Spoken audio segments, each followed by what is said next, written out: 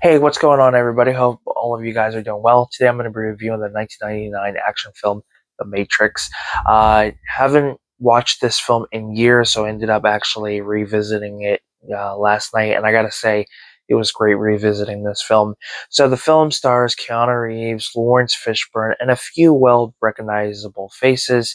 And basically, the plot in this film, you have Lawrence Fishburne's character Morpheus, who is convinced Neo, played by Keanu Reeves, is the one. He is basically, in some shape or form, similar to Star Wars, is kind of the person who could bring, like, balance and, peace between machines and, things that go on in the Matrix. There's more to the story.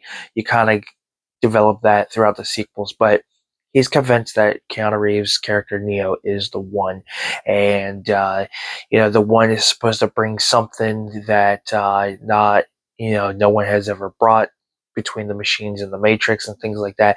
It's you just got to pay attention to the story a little bit more, but that's kind of the concept we get throughout the sequels. But Keanu Reeves is kind of skeptical, of everything, and they do a good job, convincing him, bringing him to what the world is actually, what's going on in the world.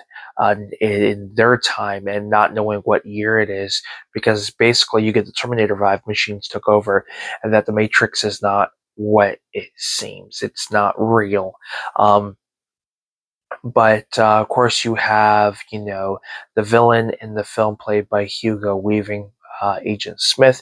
These agents are kind of programs that are able to basically if they can find the person, they can kind of transform themselves to that individual, turn into the agent, and then when the agent leaves, they can kind of turn that person back into who they were. It's basically them kind of in a way, them kind of going through, like if you're playing a computer, all the information goes through the wiring and stuff like that. That's kind of what they do.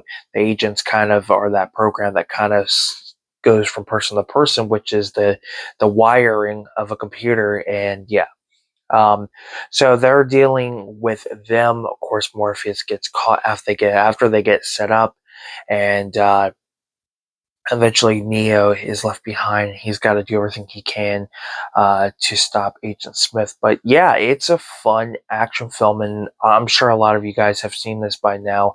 I will have a small little spoiler, but I'll get to that soon. But for what we got in 1999, I think it still holds up to some extent. I do like the old school cell phones. That was great to see, and pay phones and the old school house phones that we used to have. So it was nice to see all these like small little things that we had at one point. Of course, we've progressed throughout time and throughout the years, with cell phones and things like that. But for what we got, I really like. You do get that Terminator vibe, with the machines and everything. So that's not like nothing new there, but it has its own little spin, and I do like that. The quality on this I thought looked great, especially considering I have it in my 4K player, so it upscaled it. So I didn't really need to get this on 4K. I'm just fine with this.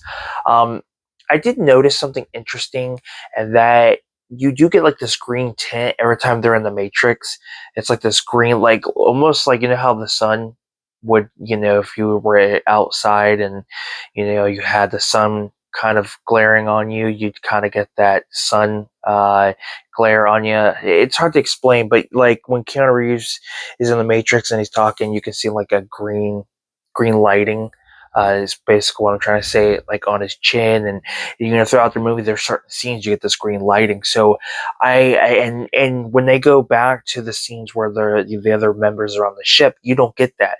So I am thinking that's kind of like a weird, interesting thing when they go into the Matrix, because as you know, the Matrix has like the little symbols and lines that we see in the movie, and it becomes the big thing, like what you see here with all. Actually, no, like right here on the back. it's, darker green in the movie, but that's kind of what you get. That kind of green, you get this kind of green lighting on some of the characters. So I thought that was pretty interesting, um, to say the least. Now I will get to the spoilers, so you guys are warned. So if you don't want to be spoiled, because if you haven't seen the film, stop this video, go watch it, then come back with the spoiler. But I'm letting you guys know, so that way you're not, getting upset if anybody hasn't seen it and they're like, "Why? Why did you spoil it?" I'm letting you know now. All right.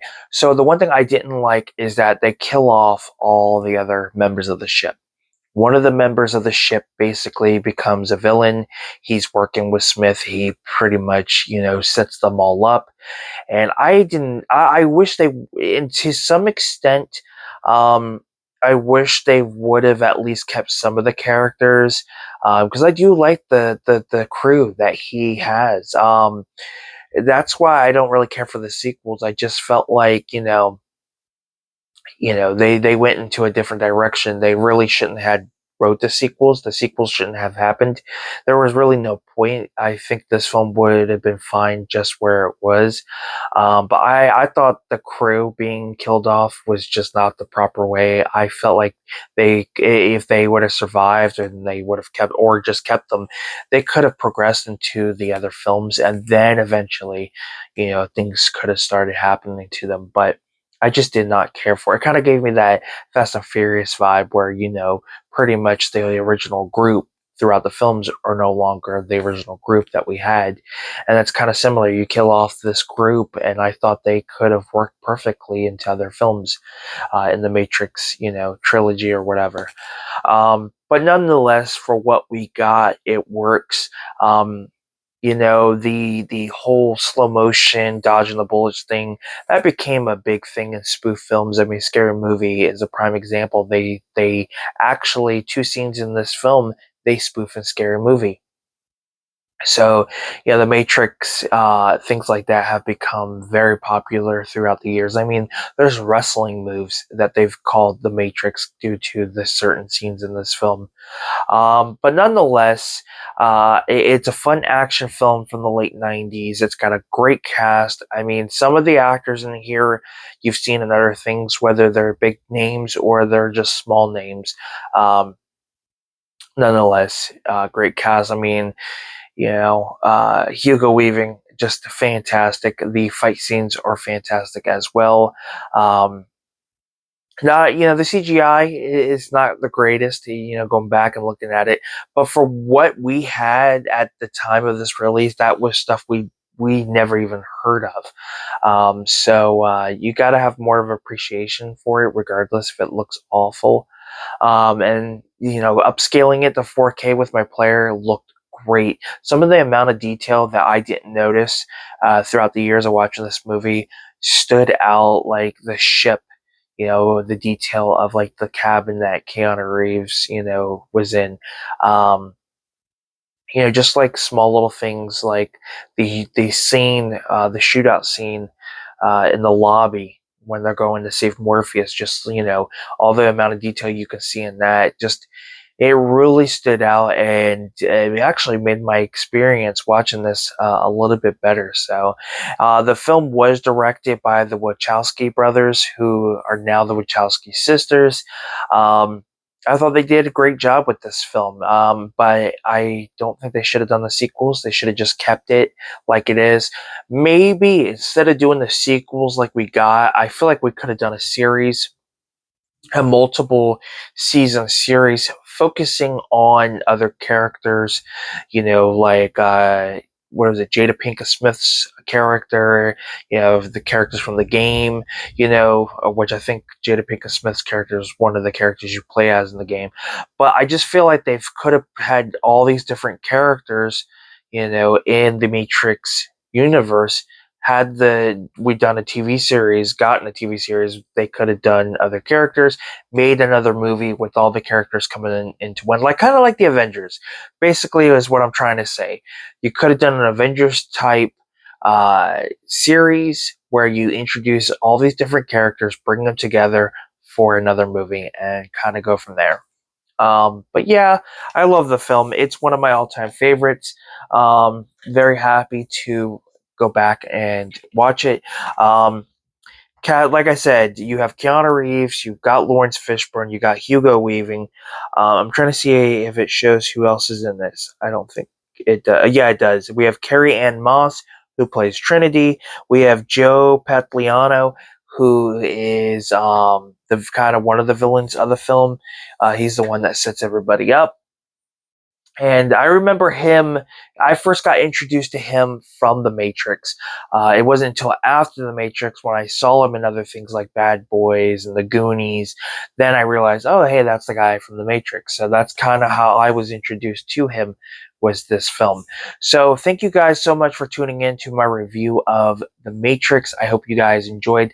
If you've seen the movie, let me know what your thoughts are on this. And let me know what your thoughts are on the sequels.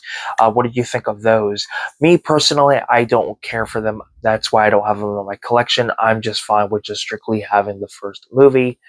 But nonetheless, if you enjoyed the review, give it a thumbs up. It's much appreciated.